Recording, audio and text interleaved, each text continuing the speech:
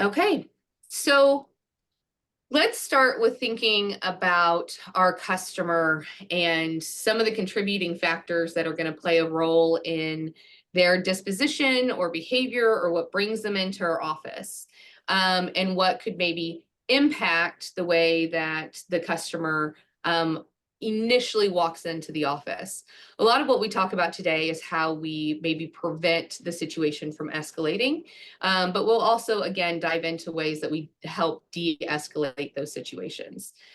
I think it's important to remember that a customer is not just a person. Just like us, they are compromised of perceptions, emotions, and trauma that they are experiencing or have experienced. All of those things color the way that they interact with the world. They color the way that we interact with the world. They could have had terrible interactions in the past with other human services resources when they've asked for help. So it's going to impact the perception they have when they walk into your office. And hopefully they've not experienced terrible customer service in your office, but maybe it has happened and it colors that perception they have when they walk in. Their emotions are naturally going to be heightened. Let's be real. They're coming to you not because life is beautiful right now. Life is incredibly challenging, and their life has been made even more challenging by the fact that they are experiencing living inside of a low income or a household that is considered under the federal poverty level. Those lifestyles, that life, and I don't want to say lifestyles, excuse me, that life is traumatic. We already know all of the science and research behind trauma and how living in poverty or a low-income household is in itself a traumatic experience. So when our customers come into our offices, all of these things are going to be coloring the way that they interact with us. Being aware of that is one step and one way that we can temper our own emotional responses to things. They're also going to color the way that a customer's disposition is when they walk into the office. You're probably really familiar with the anxious or upset customer, right? Any customer that's in this category, and by the way, there's a ton of emotional dispositions that a customer can have when they walk in. I'm just going to hone in on 4 major categories today. But the principles of working with customers in this array of customer emotions or human emotions is really kind of similar. So we all know the anxious or upset customer, right? They're going to be emotionally distressed in some way. They're going to immediately be upset when they're walking in the door to no fault of your own. It's all of those external things that are feeding into that. That customer is going to immediately require additional extra care and empathy to address their concerns. It's going to be the best way to start diffusing tension. And it's going to allow us to provide them the appropriate support to kind of process through what they're dealing with. And I think you all may relate to the fact that even if you're just working intake, that a lot of times you become a counselor for that person, right? They come in and they just let it all out on you. I used to say the best people in customer services were your waiters and your bartenders because they are counselors for a lot of folks, right? They understand that people are going to come in and have all of these extra things and how we can start to diffuse that by being empathetic in our reactions. And remember that they're not anxious or upset with you. It's stress induced. It's the situation that they're in. We're also going to have challenging or aggressive customers, right? In working with challenging and aggressive customers, we have to remember that that's usually a defense mechanism when we are immediately challenging everything because we've heard a lot of no's. That customer has likely been through the ringer, and you could be the last place that they've ever gone or the first time they're coming in and they get really defensive. Again, through no fault of anything that you may have done, but you have an opportunity to start defusing that situation right away. They might even sound a little confrontational in the way that they communicate with you. They're going to express any dissatisfaction. They're going to make really strong demands. But again, they require careful handling to make sure that their concerns are addressed effectively. And I think the key in all of these things is that if they're coming in that way, how do we immediately start diffusing it instead of meeting their energy? And we'll talk today about how we meet energies. In order to help challenging and aggressive customers, we need to remember that one thing that's really important to them is communication. So we need to be really transparent in what that process looks like, and not aggressive back. And recognize, we'll dive into a little bit on how we recognize the difference in assertiveness and aggression. Neutral and transactional customers are usually the customer that really has no reaction to anything. They seem really nonchalant, like they don't care. And that can cause us to think, oh, well, if they don't care, I don't care. But it's an opportunity for us to maybe open up dialogue a little bit more. They are probably going to be pretty okay with whatever requirements you have, right? I need to do this thing. I'm familiar with it. I want to just move on past it. But again, understand that their trauma is impacting the way they're acting. That is a defense mechanism to just shut down and do what I have to do to get out of here quickly. So they're going to want efficient work, but again, staying open in that communication and understanding where they're coming from is going to be incredibly important. The fourth customer that you will have, and maybe not as often, but a lot of times these are going to be your repeat customers because they've had really great customer service. And the great thing about the other other three dispositions we discussed was you can turn every one of these customers into your friendly and cooperative customer by interacting with them gracefully. This customer is usually going to be really easy to deal with. And you're like, why are we talking about the enjoyable customer? Because they're easy, right? It's easy to meet easy with friendly, right? We can be friendly to people who are being friendly to us. The challenge we have is how are we friendly to the person who's not being friendly to us? But one thing to remember about friendly and cooperative individuals is they're not going to be quick to complain to your face. They are going to be quick to never come back and ask for your service again. They're going to be quick to choose a different location to go to. They're going to be quick to never, ever tell their friends to go use you. And you're shutting the door to the community in that way when that happens. And I think we've all probably experienced it. I can think of when I've had terrible customer service and I will now drive across town to go to the exact same restaurant to never have to work with those people again. Never said anything, but it's a decision that I've made. And so with our friendly and cooperative customers, if they aren't met with exceptional customer service, we have to remember that we're burning a bridge at that point. We're shutting the door and we're not making a comfortable environment for them to ask for help again. So that does not mean it's somebody that we can just, okay, you're great, you're going to be happy no matter what. It doesn't work that way. So they still deserve the same exceptional customer service. We have a question. The slide deck, we will send probably a PDF copy of what this looks like for sure. So thank you, Mark, for asking. So building foundations, like how do we work with customers that are really upset or transactional and you're not getting a whole lot of information out of them? Or even the friendly ones, right? What are we doing to make sure that we're helping and doing our best to meet all of their needs that go beyond maybe just the immediate need that they're coming into our office for?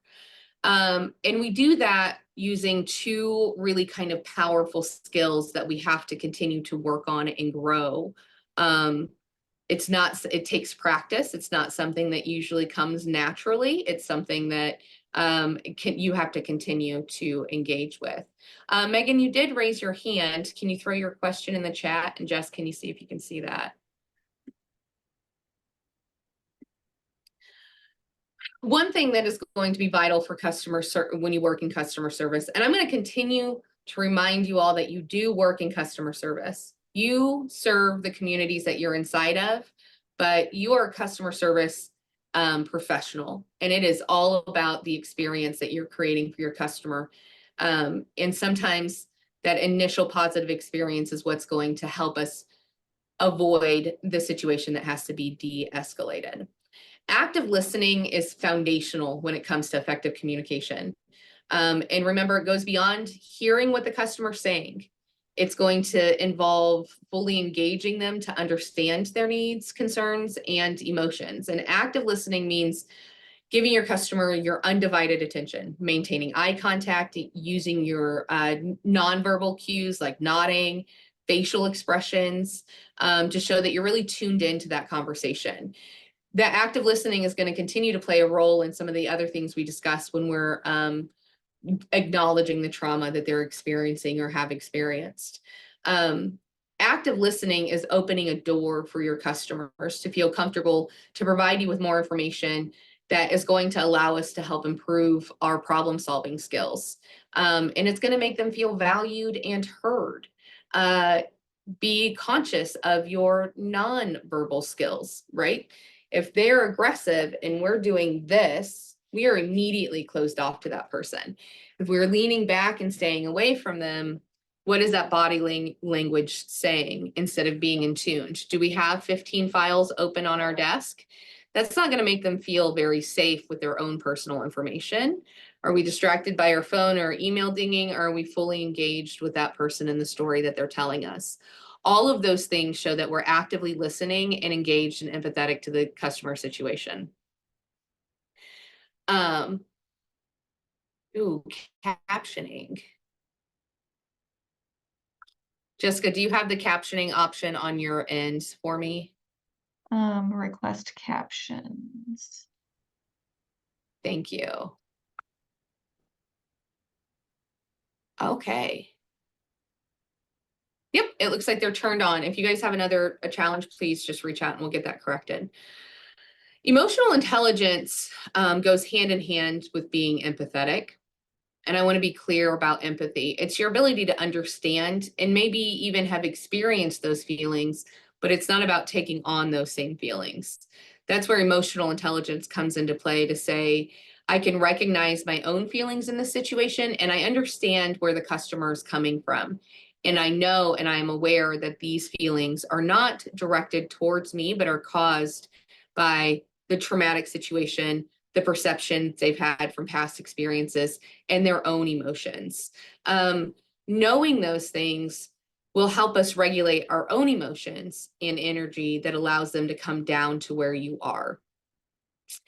It's a very, very important skill, and it's very important that we give ourselves some time and grace when we don't feel like we can level out the way we should.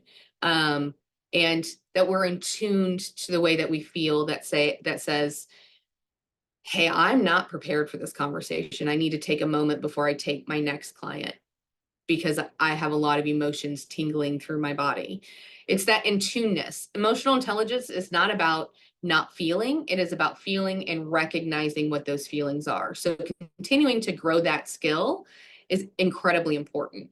I relate emotional intelligence. I heard a therapist or somebody at some point say that it's like having a bigger crayon box, right? So sometimes you have a crayon box that has 48 colors in it, and I can pull out my robin's egg blue and know what that emotion is.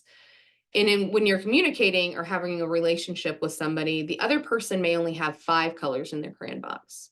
So what may be fear or frustration or any of those things, they don't have colors to identify that.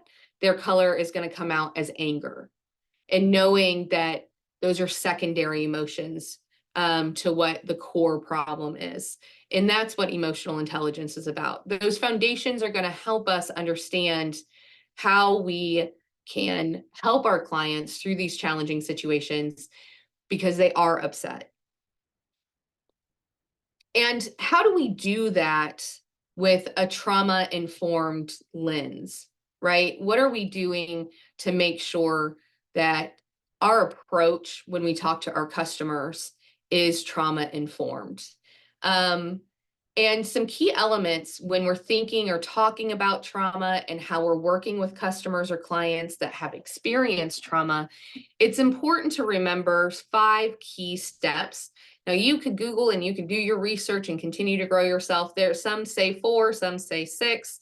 I've identified 5 for the purpose of this because I think these are 5 things that we can actively do to help our clients feel more comfortable and more at ease in the situation, even when they are really upset. And being aware of the fact that a lot of times when you've experienced trauma, you now feel unsafe in the world. You might feel unsafe going to the grocery store, let alone coming into an environment where you may have been told no multiple times, ridiculed for asking for help, told that you're terrible for being in a position that your electricity is turned off for some reason. There's a lot of shame. So they don't feel safe in environments that they go into, especially in environments where you may be considered an authority figure for them. There are some substantial studies done in the way that we dress and the way our office is set up to create safe environments. So when we're working with clients that have experienced any level of trauma, making sure that we know and their assurance that they are emotionally and physically safe is first and foremost. So don't close the door when they walk into your office if that's the environment that you're working in until they are comfortable with that, or you've asked that. Do you feel comfortable with me closing the door so we can have a private conversation? Because if you do it without asking and ensuring their safety, you might have triggered something and now they're completely shutting down. They want to get out of that room as fast as possible and they're not going to be willing to talk to you. You have to build trust with that person, which means that you have to be open and honest. It is great to build consistent boundaries and to set clear expectation of the service and the process that they're going through, because a lot of trust is broken when they're unsure of what a reaction or a process is, which leads us to empowering your folks with choice, right? A lot of times with people who've experienced trauma, choice was taken away. When they find themselves in a place that they might need help, they have had a significant period of their lives feeling completely out of control. So figuring out ways in your process to give them choice back in their life is really, really key. And you might do one service, right? But every community action agency offers a multitude of services. So while I only work in this one area, we might have a lot of options for you. And even finding the multitude of options that may be for income verification. Let's explore what that could look like. Is the choice maybe the fact that they can set an appointment or that they can have a walk-in appointment? Those choices help empower our clients and start breaking down some of those walls that trauma has made them put up to protect themselves.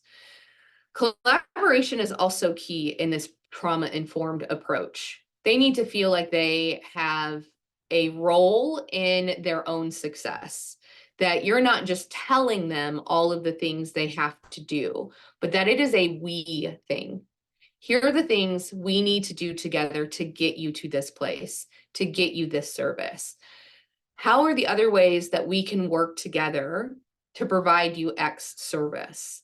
Lots of we language, and not we agency language, but you and I language. How do we team up together to make this easier?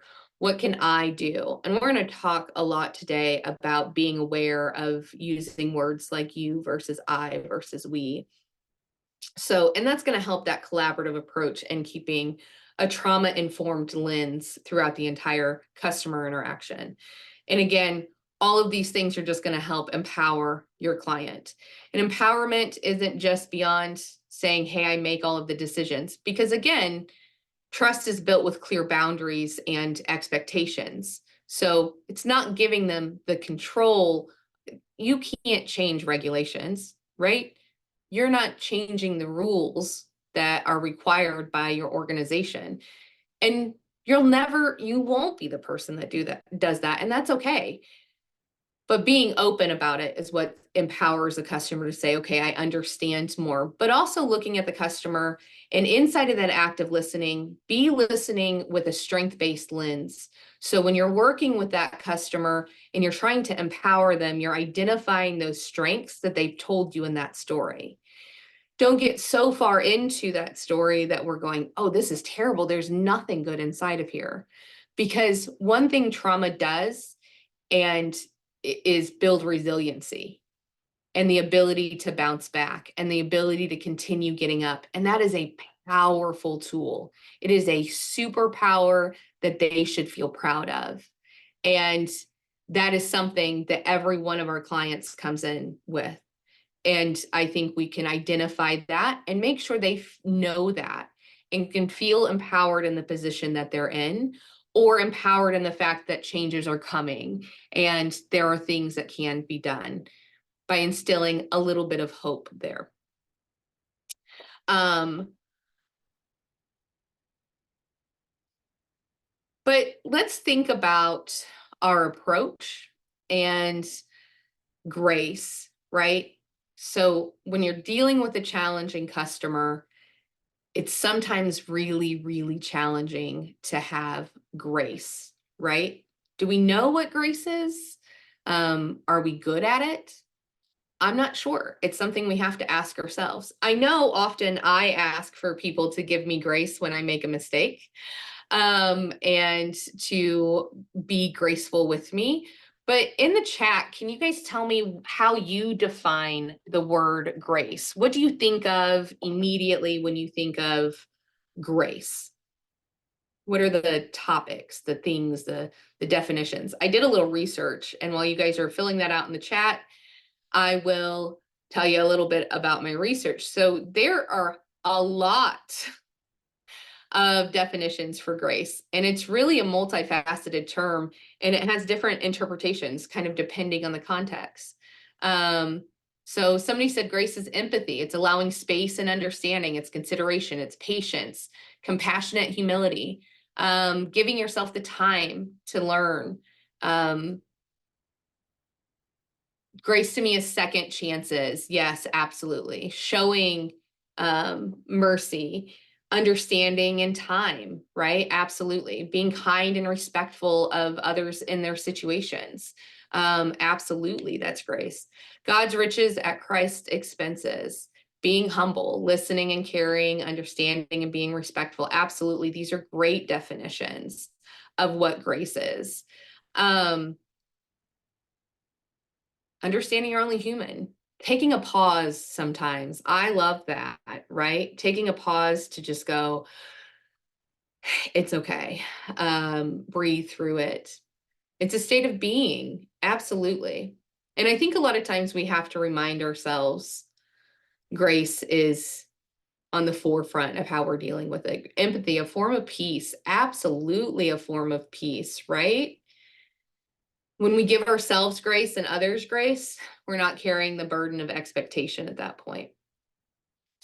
Roberta Neardry, the CEO of Hospitality Excellence. It's a company that provides training and resources and content on creating customer experiences that are both empathetic and memorable.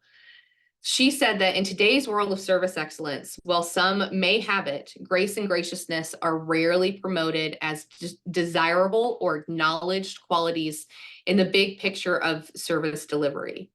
Yet when they are, the impact reaches into the very soul of any customer or guest.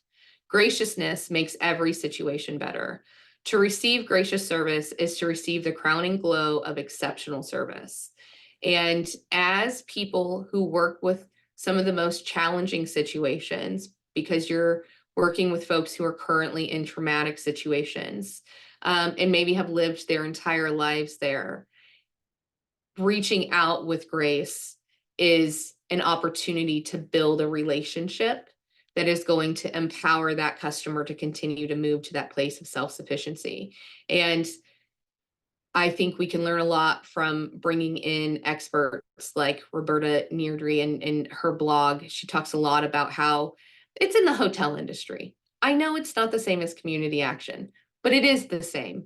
because every person deserves to be treated with respect, dignity, and grace. No matter if you're staying at a hotel or traveling or a billionaire or experiencing some of the worst things that a person can experience inside of the trauma that you live inside of, that they deserve to be treated that way.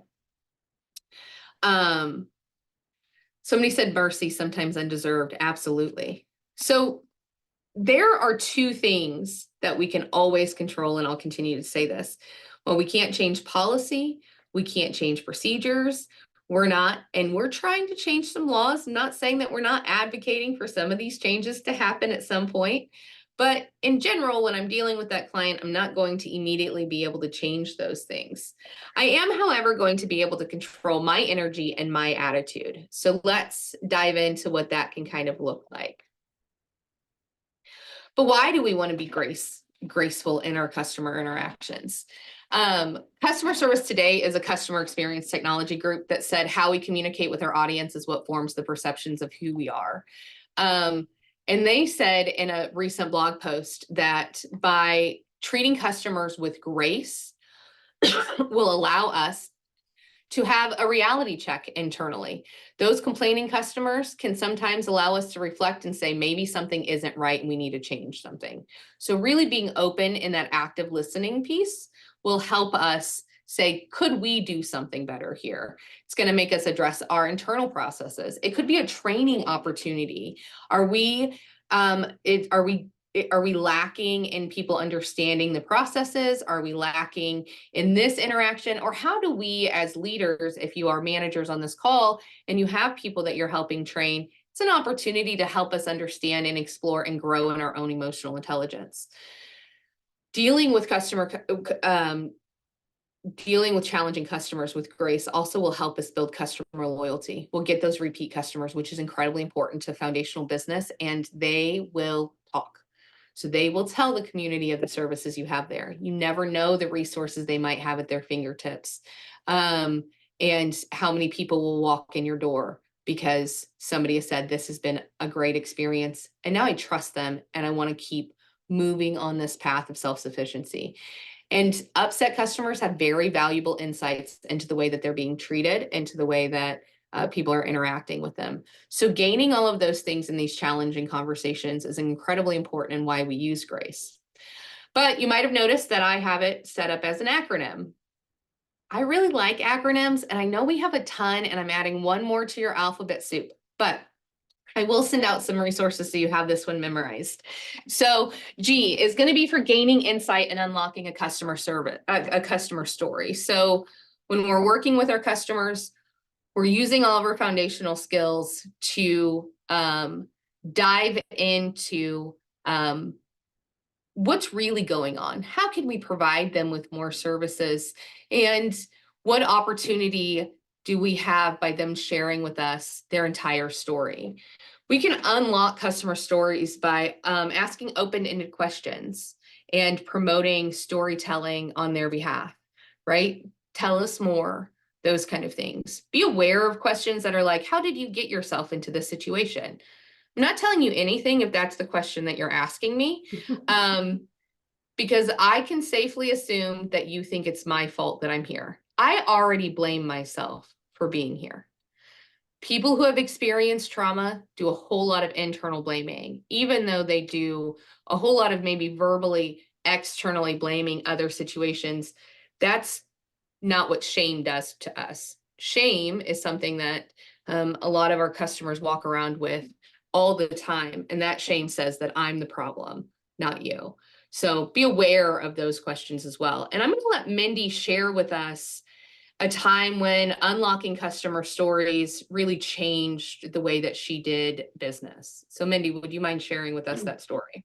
Right. I absolutely, I love this whole concept of grace, but I've always had the gift of gab, and I love talking to our customers. And so I like to relate them, and I try to get our staff to relate them to, if it's an older person, I relate them to my mom or an uncle, my dad, somebody that I've known and respected for a long time.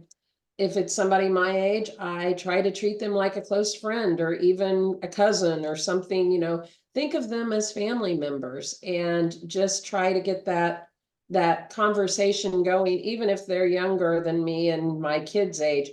I try to look at them as somebody that might have spent time at my house and been one of my kids' friends. But one of the stories, and Stormy and we've talked about this, it is a sad story. And so I'm just forewarning you. We had, back whenever I did work in the outreach offices, we had a lady that had moved. She was a single mom. She had a 2-year-old, and she'd moved here from California. She moved back because she thought she could get some support from her mom and her sister, because she's basically out there all by herself with this little boy.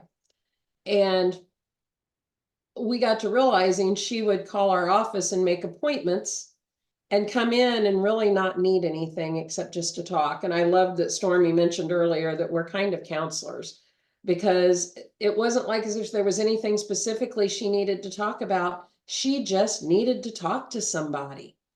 And we always, she set up the appointment, we had the time, and we always sat and visited with her. And she'd go on down the road for a couple of months and call and set up an appointment to have something or other. And whenever she got in there, she didn't need it. And so we just listened to her talk. Well, turns out that she had a brain aneurysm and nobody had checked on her until it was too late. By the time that they did check on her and the baby were both dead. And so I said, that really ran through me pretty bad, because I was like, am I up for being that type of person to, we don't know it. We may be the only interaction that some of our customers have. And so we want to make them feel like they have got a friend in us and that they've got somebody they can rely on. So. And that really colored the way that you've continued to do future interactions, right? Like, while it might not be convenient to sit and listen to an entire story, can you imagine the way you would have felt if you wouldn't have taken that opportunity? Absolutely. And I said, for my own sanity, I am so glad that we always listen to her. absolutely. And I think it's really telling about you as a person, but also about everyone who works in community action. I know you all have a heart for people, and sometimes it's really hard to listen to all of their stories, and maybe we're frustrated because we have things going on in our own lives.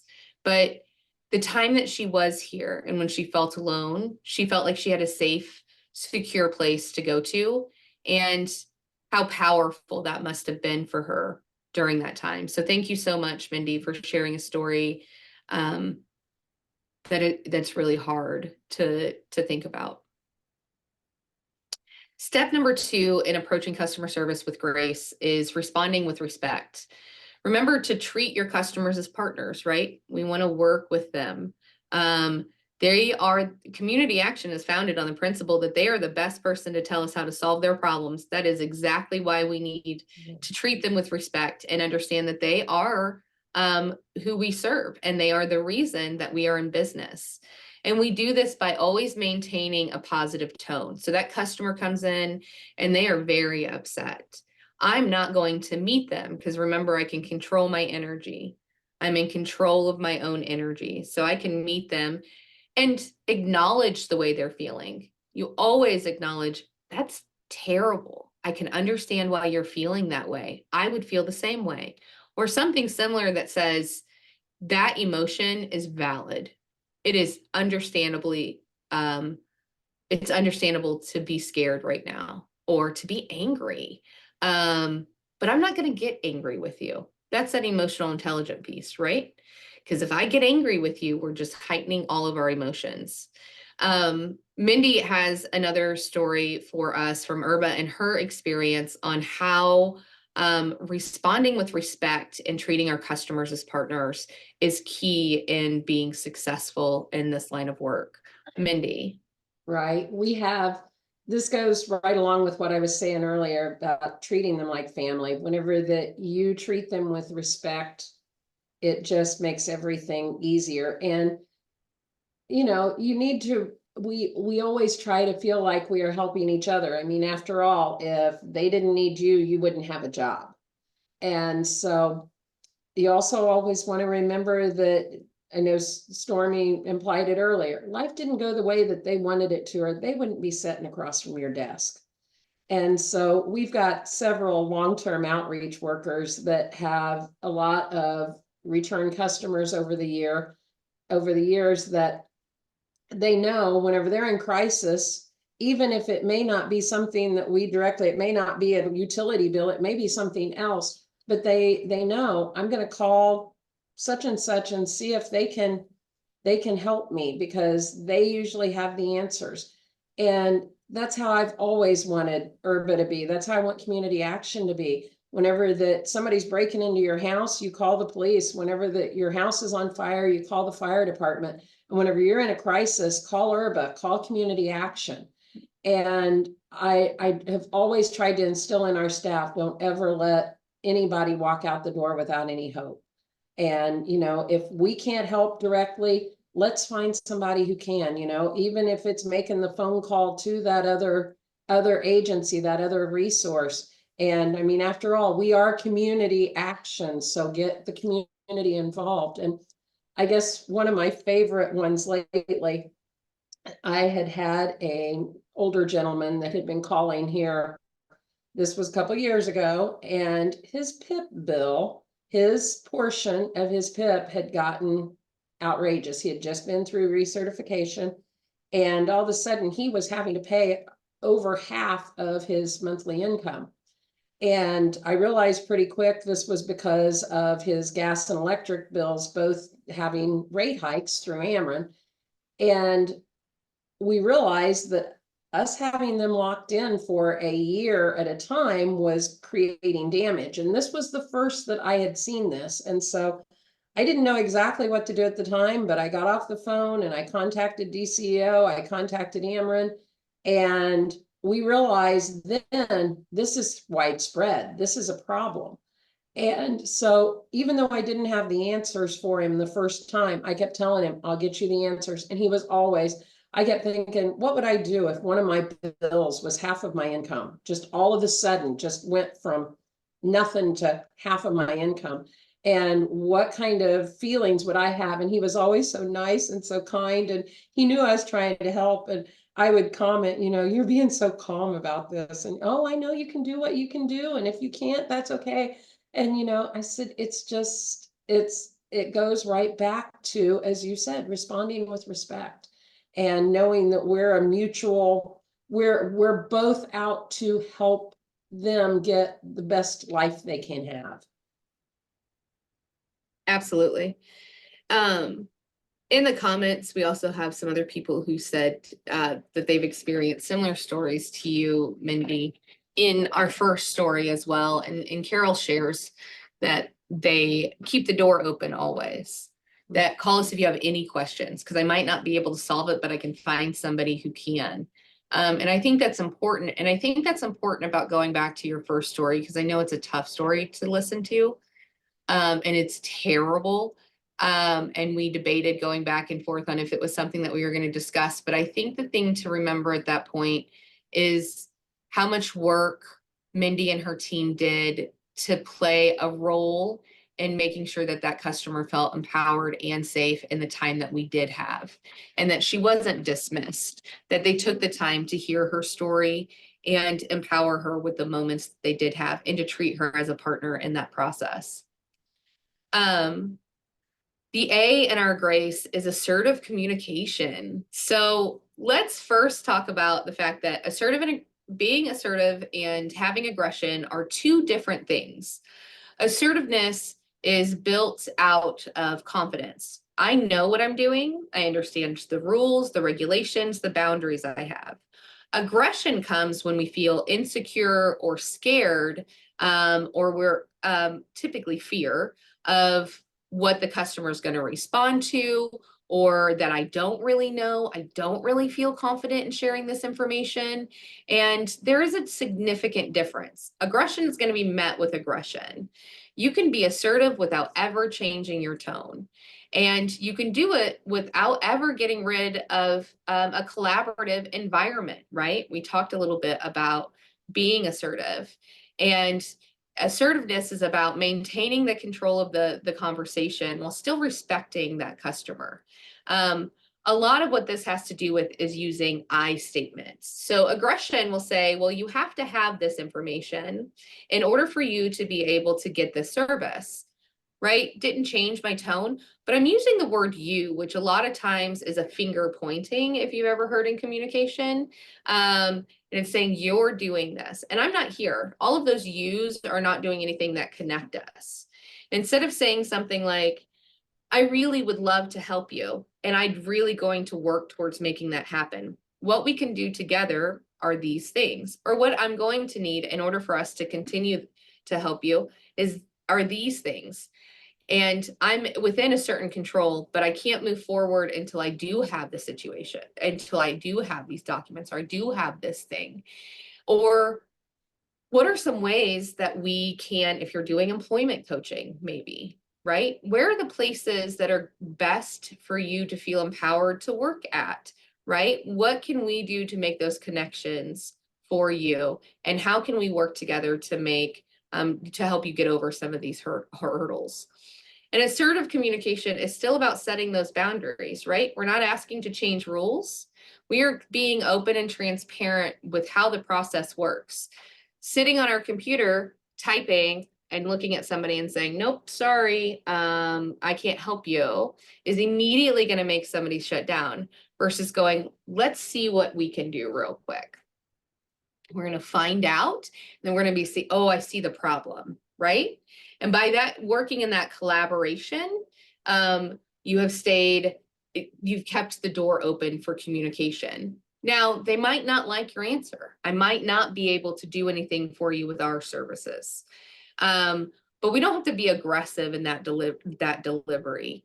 Sometimes it is a matter of just simply going, I'm going to check. Let me check one more thing. Or picking up the phone call and calling one more person. Hey, I got this situation. You're still assertive, and I'm not changing those rules by any means. And I'm not intimidated by the fact that you're telling me that I have to tell you no.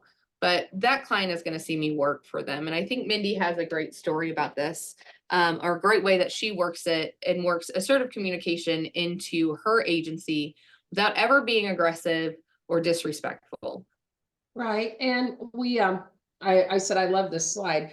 Whenever that Stormy explained that we have a tendency to use, you need to bring me this, I got to thinking about the fact that we have tried to express that we need to look at our customers as coworkers.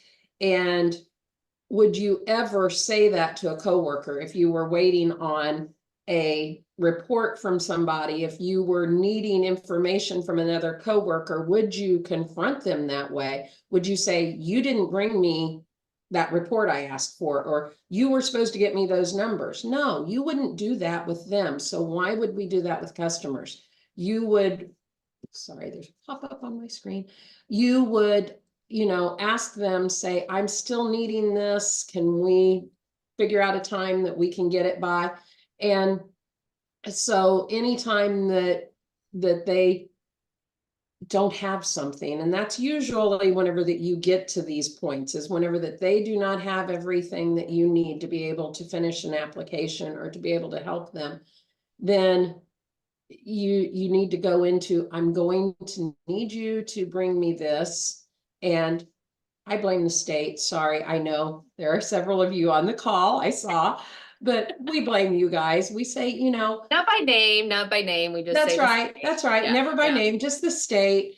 And I would love to help you with this. And I can, as soon as we figure out how to come up with your extra pay stub here that we're missing, or a social security card whenever you've never been in. But the state is just going to make me deny this application if I don't have that. And I'm wasting your time. I never say I'm wasting my time.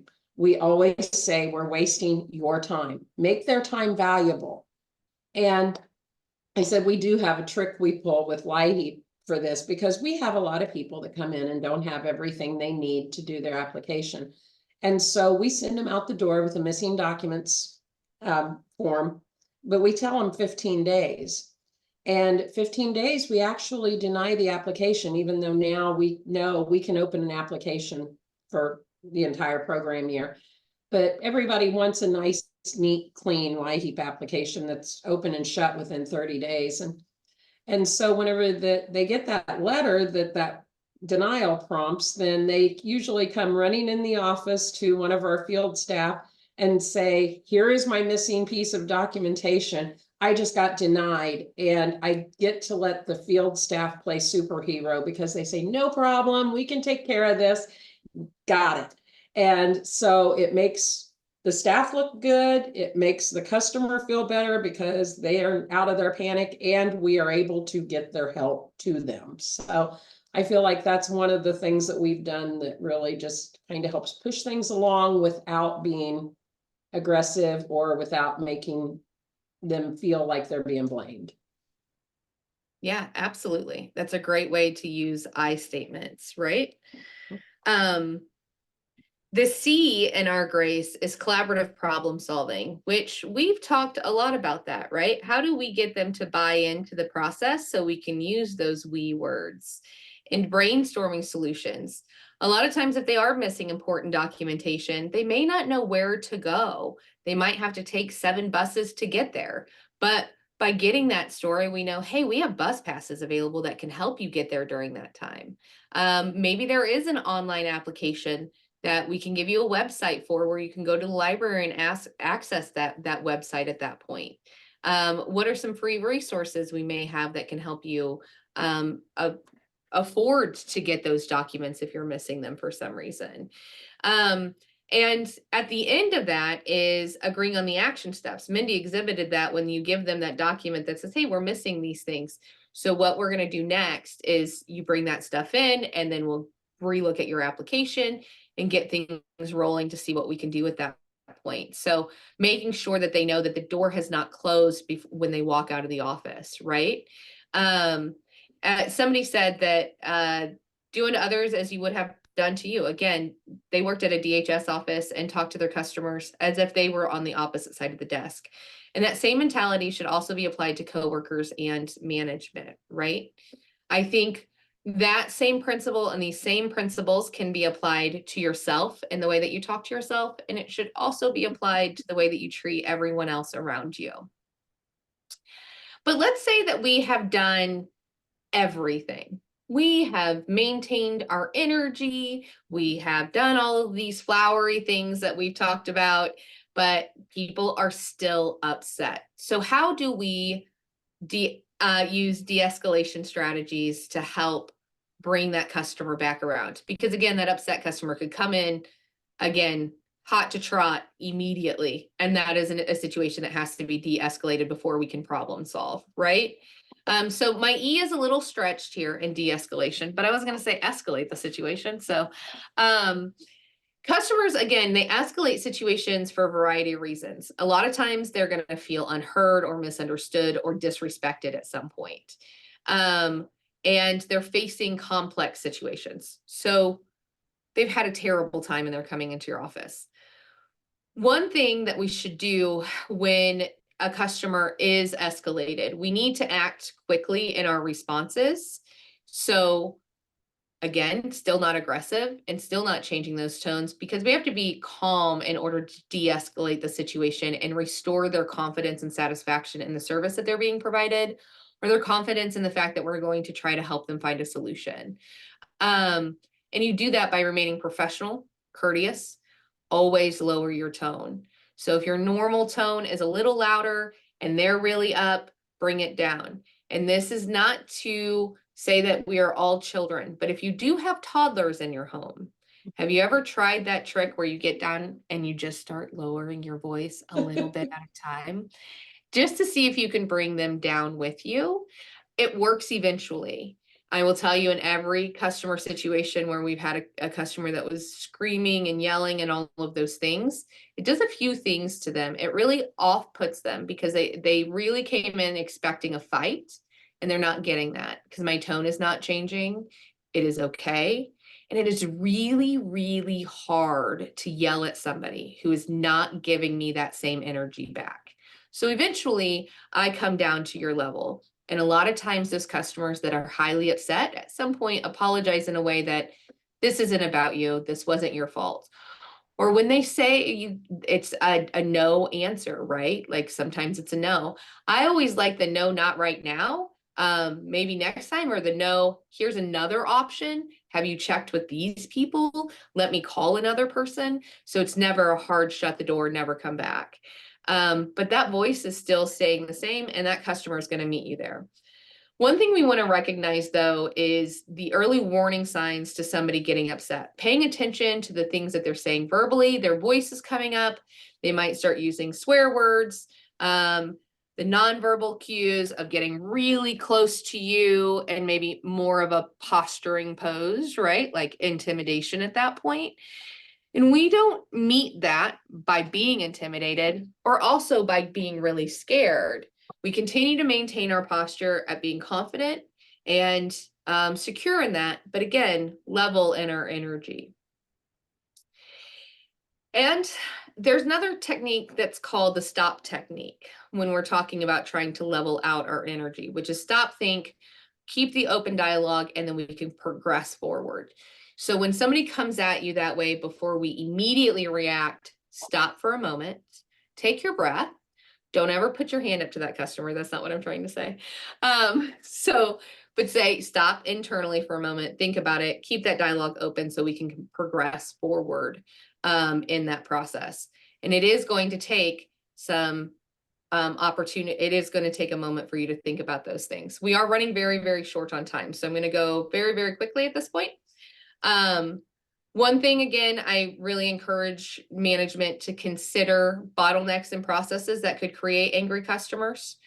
Reflect on processes. Maybe we can make improvements, and what kind of control can we have over that? And our Roma cycle will continue to allow us to have that opportunity to make those changes. In building emotional resilience, it's really important to be aware of your own feelings, to be mindful of your interactions, to develop healthy coping strategies and problem-solving skills for yourself, right? How am I coping with the fact that this customer is coming at me really aggressively? Gratitude is a fantastic way to build emotional resilience. When you're having a really rough day, writing a thank you note can do a whole lot of good for you. Don't know if you've heard it yet, but it is a practice that I have done for years now. When I heard it in a leadership retreat, I tested it and it worked really great. So I keep doing it. I start my month off with thank you notes to people who have had an impact on making my life a little bit easier that month. And it puts me in a really great position for the rest of the month. And if things are going terrible for me, I will still bust out a thank you card and start thinking about the things that are better for me. Always know that you can learn from each time that we don't act graceful. And instead of saying how that person could have been different, think about how we could have been different. And recognizing your sense of purpose, right? You have a sense of purpose. And that's why you're doing the work that you do. Key takeaways. Remember that the customer spectrum of emotions is going to be wide. In grace, we talked about gaining insight, responding with respect, assertive communication, collaborative problem solving, and de-escalation tools. But I also want you to give grace to yourself. I want you to walk away by gaining insight into your own thoughts and feelings and all of the progress and the positive impact that you made. I want you to respond to yourself with respect. Don't talk to yourself like you would somebody else. Like if you wouldn't say those things to yourself or to somebody else, do not say them to yourself. Be assertive in your own communication to yourself. I am great. Not that I think I am great. I know myself. I know I can do these things. I know I'm capable of making an impact, and I know I have made an impact in people's lives. So give yourself that same pep talk. Be assertive in your affirmations each day. Collaborate.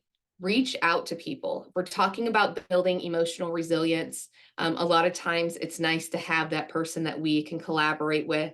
to help de-escalate a situation, or a friend that is going to help us feel better about challenging situations. And then de-escalation, recognizing, I want you to recognize in your side yourself when you feel yourself escalating. Let's stop, think, and really focus on keeping things open so we can progress forward. I am at the 11 o'clock hour, so I'm already going to apologize for us not being there, but we are going to end with Mindy reading something that she shares with her team at the beginning of every LIHEAP season. So Mindy, will you read this poem for us as a reminder again of the people that we work with and work for every day? Sure. It's called The Other Side of the Desk. Have you ever thought just a wee bit of how it would seem to be a misfit and how you would feel if you had to sit on the other side of the desk? Have you ever looked at the man who seems a bum as he sat before you, nervous, dumb, and thought of the courage it took him to come to the other side of the desk? Have you ever thought of his dreams that went astray, of the hard, real facts of his everyday, of the things in his life that make him stay on the other side of the desk? Did you make him feel that he was full of greed, make him ashamed of his race or his creed? Or did you reach out to him in his need to the other side of the desk? May God give us wisdom and lots of it, and much compassion and plenty of grit, so that we may be kinder to those who sit on the other side of our desks. Thank you so much. Mindy had shared that on social media, and I knew immediately that she has a love for her customers, and I just had to have her on the call. So I want to thank you so much, Mindy, for sharing your stories with us. I want to thank you all so much for staying with us. Apologize again for us going over on time. We try to be cognizant of that. Please reach out to Mindy or myself if we can provide any additional resources, or Jessica, if you would like any additional insight. And I really appreciate everything that you guys do every single day. I know it is not easy to have grace, but remind yourself of it. Write a little note to yourself on a Post-it and look at it and say, I'm going to have grace today. And it's going to make your emotions in all of those situations just a little bit easier to handle and kind of keep yourself level again. But best of luck. We wish you all happy holidays if you celebrate, and you are all safe over the next handful of days. But Happy New Year. We will be seeing you from ICA in January. Please join us for the rest of the trainings we have coming up, including our trauma-informed practices. We'll be doing some equity things and a deep dive discussion on how we create equity and the collaboration between social and economic stability inside of communities. So please join us soon for those things. You guys have a great day, and we will see you soon.